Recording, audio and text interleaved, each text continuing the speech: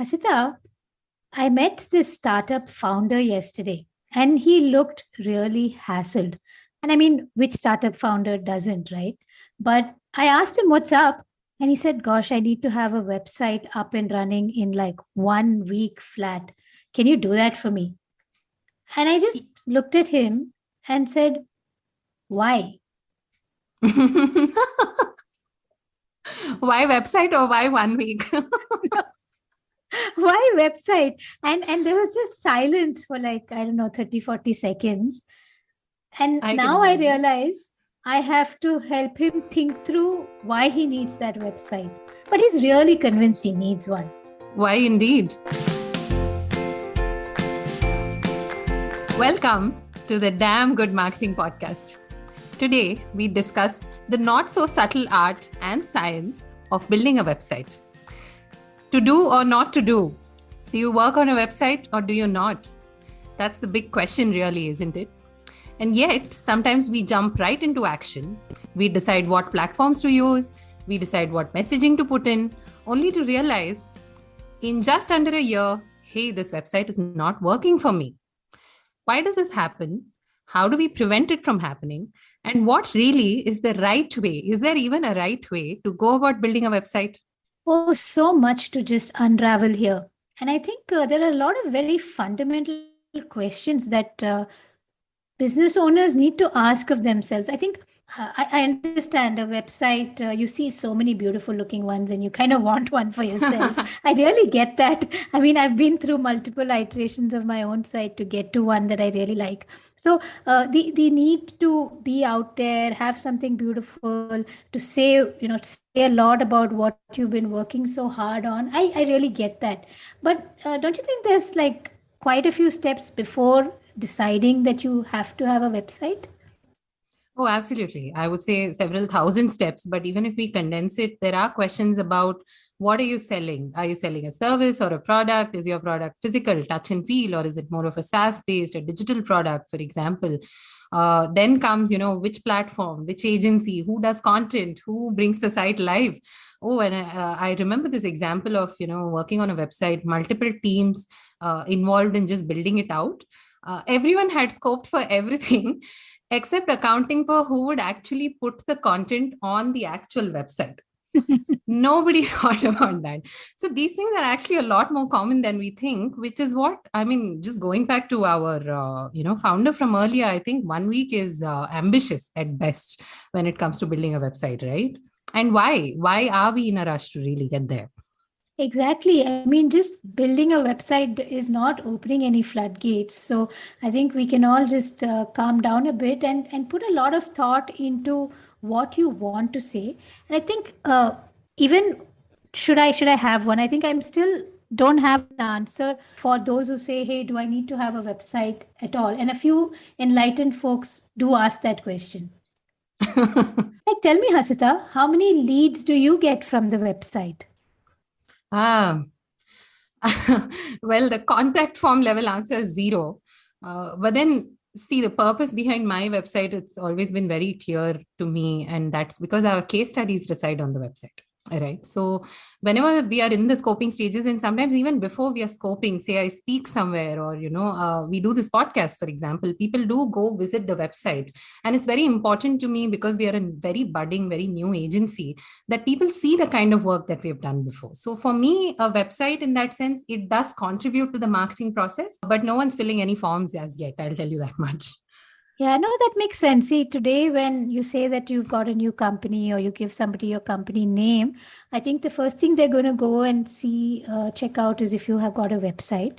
So that's fair. I think maybe wanting to build one is a very kind of basic checklist point for any business owner.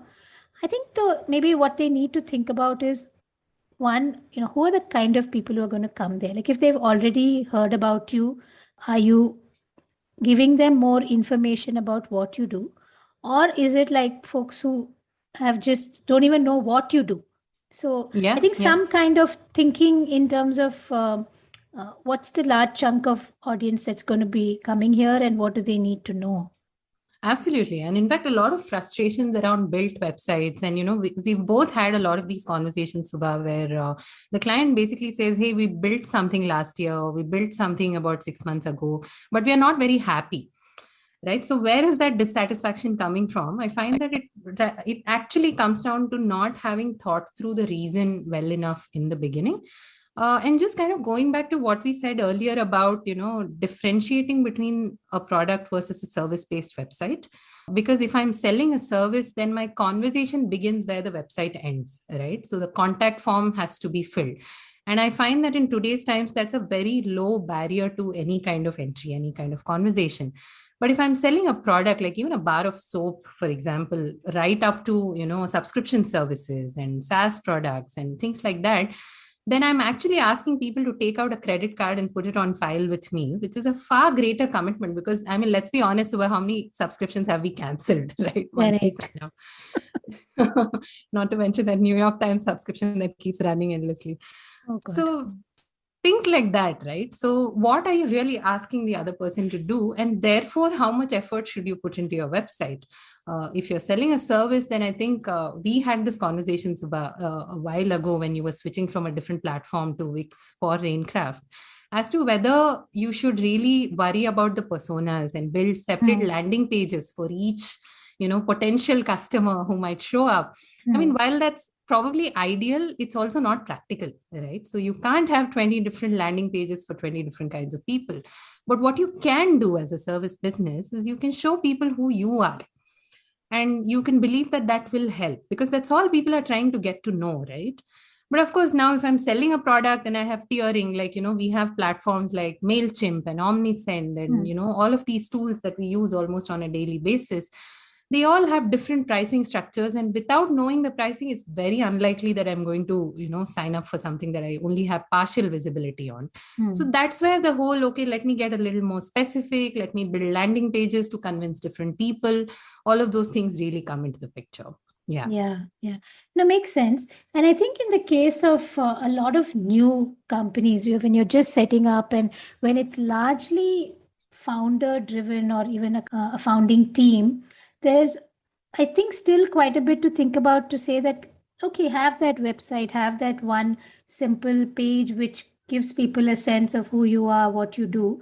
But which brand are you building? And is that where you're going to build your brand? Right. So what I'm trying to say is like some service oriented businesses, founder is doing a really good job on LinkedIn. Right? They're building the brand, they're creating awareness, they're generating leads for themselves. Yeah. So then don't hassle yourself about your own website too much. Don't feel like you have to then everything you say, you kind of reproduce it there and you create more content, and don't just let it be a simple page saying, hey, this is who I am, this is what I do. You can find me on LinkedIn. That works too. Yeah, absolutely. Absolutely. And that's the nuance that so many of us really miss, right? Like we don't then have to build a contact form because these people who've seen me are more comfortable seeing me on LinkedIn anyway. So the likelihood that they'd reach out to me on LinkedIn is far greater than that they would then fill a form and receive a mail from contact@the rate so and so. And I just think all that is just way too far-fetched sometimes and best stayed away from. Absolutely. And I mean, so far we've been kind of talking about service and founders who are offering a service. I think the whole product and e-commerce, whether it's retail or B2B, I mean, that's a whole world by itself, right? So what do those folks do? Products absolutely are a whole different ballgame. And I think they are the one use case where probably a website is not optional. It's absolutely, I mean, e-commerce, it's quite self-evident. The whole word itself means buying online. So that's complete. I mean, you have to have a website. It's as simple as that. But at the same time, B2B, or even for that matter, individual SaaS products like Grammarly, for example, a lot of people do sign up for services like these by paying for these things or by subscribing to these things on the website, right? So that's where, and also, why do we need a product website, right? Because products inherently need a slightly different approach to marketing itself. And therefore, you need different landing pages. Say, for example, I'm selling a software product that's relevant to 3 different industries. Then I need to speak 3 different languages to these people. right? Because the problem in industry A is going to be very different from the problem in industry B. And unless I set that context and I demonstrate that I understand that context, that sale is probably not going to happen. So typically product websites in particular, we always recommend, and even with our vendors, we start by doing a workshop just to understand what are the 2-3 goals behind this exercise. How do you see it panning out? What is your realistic expectation in terms of how long it will take? Because by virtue of whatever I just said, a product website, I think the most conservative estimate for a product website when you're working with an agency is at least 4 weeks from design, right? So yeah, I mean, it works differently in different cases. Yeah. I think what I'm hearing, Hasita, is that the website is obviously just one tool or one channel. It fundamentally, you have to have your marketing plan in place. You've got to figure out where you're going to find your customer and what or where do you want to drive them to? Do you want to drive them to maybe your Instagram page because it's easier to shop? Or do you want them to go to your website? Or do you want them to go to LinkedIn and see who you are? And let's say, for example, why are you into sustainability and hence creating sustainability products, right? So I think a lot of it really stems from the step before the act of creating a website, and that's really in the marketing plan. That's what it sounds like. Absolutely. And a website has to be seen as an integral component of marketing, and not just digital marketing, but marketing of any and every kind.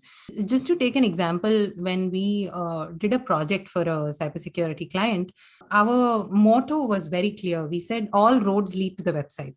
So whatever happens, webinar signups happen, they have to happen on the website. People read blogs, the blogs have to be read on the website. And the reason for that was that we had a very cohesive story to tell on the website, which no one else in the industry was doing. So it was very vital that people come, consume that story, be engaged with it, interact with it in a way. And then subsequently, you can see how that vision pans out, because one of the rarest things to happen in the world of any kind of product, B2B especially, is people actually interacting with you on chat, people actually interacting with you through a contact form when you don't have too many website visitors. Out of 10,000 visitors, it's very easy to get 2 people to fill a form. But if you're getting the same result out of 100 visitors, then you know that you've told the right story throughout, right? So please make your website a part of your marketing plan and see it as part of a whole. Yeah. Yeah, right. No, I mean, I get you. Like the number of times we've heard kind of frustrated voices saying, I made the website, but now what?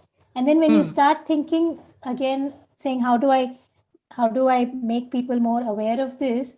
Then the website feels all wrong. Then it feels like it's not built for this audience and the flow is not right, or the information is not enough. Absolutely. So if you flip that process actually and start by saying, who am I selling this thing to? Then the website begins to make a lot more sense. Yeah, true. I think then, in terms of what we get asked a lot, like which platform do you use? Oh, yeah. I have experimented, right? I started with WordPress and I tried Weebly and now I'm on Wix and quite happy with it. I know the world has moved on to Webflow and, then tomorrow there'll be something else. Yeah. And I'm resisting all of that for now because Wix is working well for me. But I think that's also important because while each one has its pros and cons, I'm sure you've experienced that in the numerous ones that you've built. So what do you generally think about when you suggest a platform? Yeah, so my first priority while making a recommendation of this sort is always going to be what is eventually going to be most comfortable for the client to work with. Because not everyone is paying for annual maintenance. Not everyone is kind of keeping on teams who can just make changes to the website, right? So I would want to go with a tool that I know how to make at least minor changes to. Of course, as you rightly said, I mean, because we are in this industry, we may have worked with 5-6 different platforms, including Shopify and Joomla and all of those other things as well, Magento even at a point. But the fact is that the client has to be immensely comfortable in using it. And to that end, I find that Wix is a great platform because you might have experienced it as well, that it's got a lot of drag and drop features. Inherently, the design is very clean and intuitive, and the scope for making mistakes is very low. However, if you are kind of focusing more on search engine optimization and you need to really get a little technical, I find that Wix can also be a little limiting, which is where people prefer WordPress because it comes with a lot of tools and plugins, and it's been around for a while. So the ecosystem around WordPress is fairly strong, right? So typically, client websites, we usually recommend one or the other, which is Wix or WordPress. Of course, my own website, Motley Crew, is built on Webflow because it's a lot more interactive, and we wanted that interactivity because we don't have a lot of copy.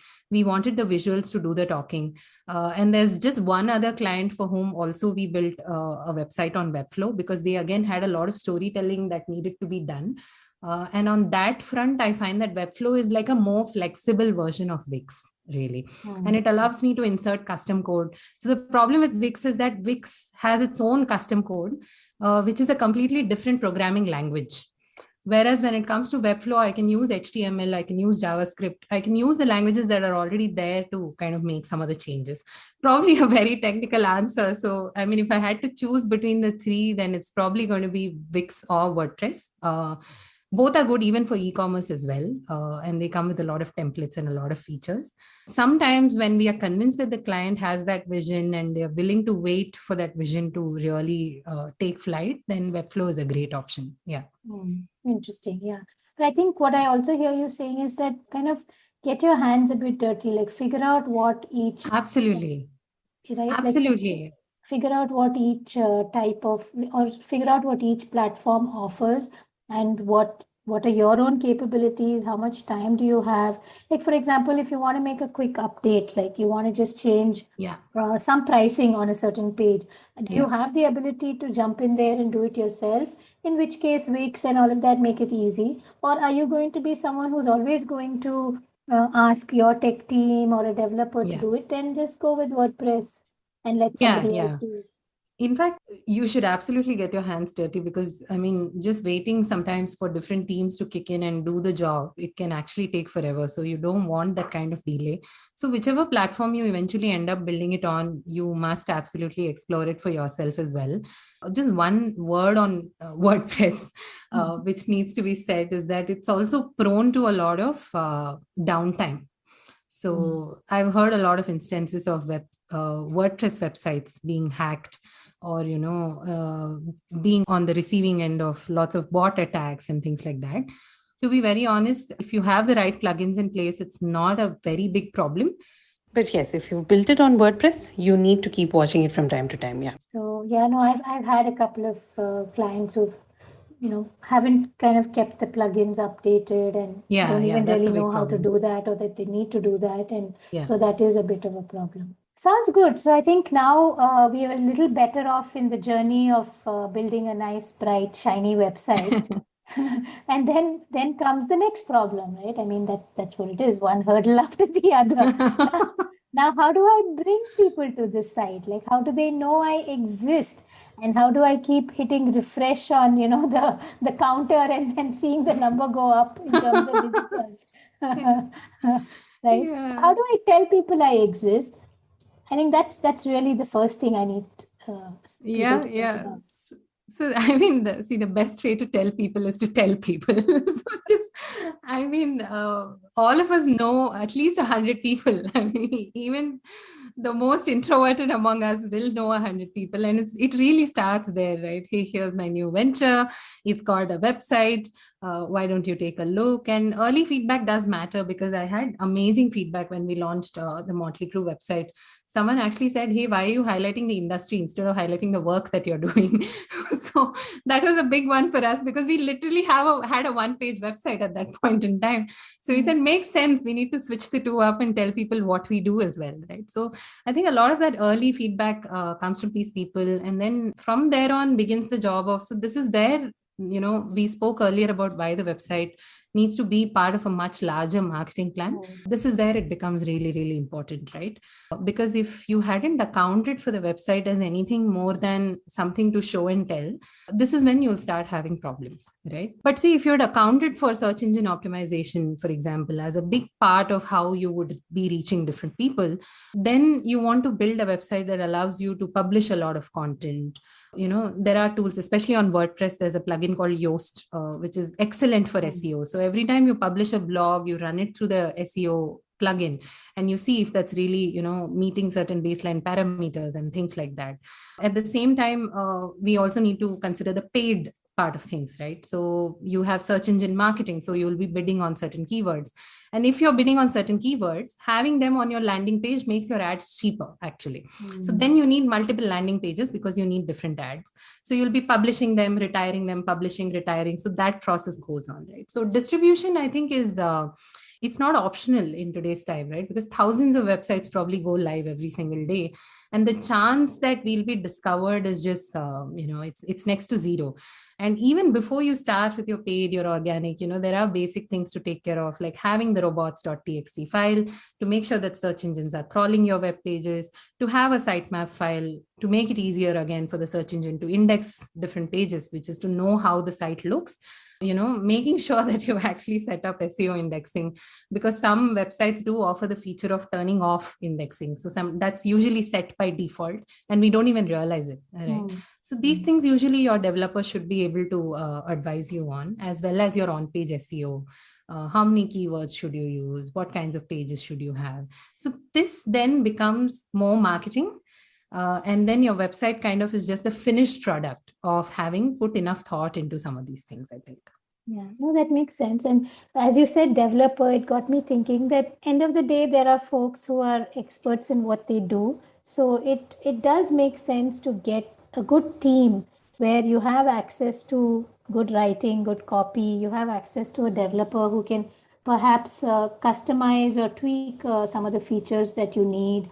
Yeah. You have some thought put into the, UI, UX and what's that flow going to be, because we know how easily we get put off by a site that kind of doesn't respond the way we expect it to, right? Yeah. And so we just shut it down and we move on, saying, hey, this isn't going nowhere. So I think, and a lot of these are really available as a package deal from any agency. So it's not like you're kind of going out and finding a lot of individuals and putting a lot of effort, but at least know that you want these things looked at.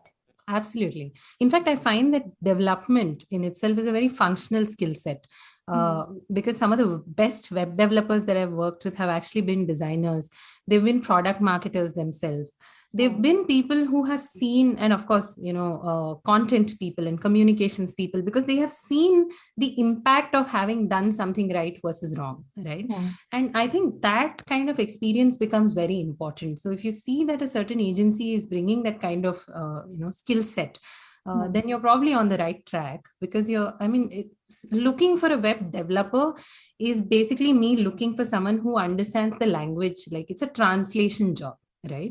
But who's doing the messaging job? And that's, I think, a more fundamental question to ask. So what I hear you saying is that also think about whoever's making the website for you, what have they done in that space before? Because then they'll understand that journey a lot better.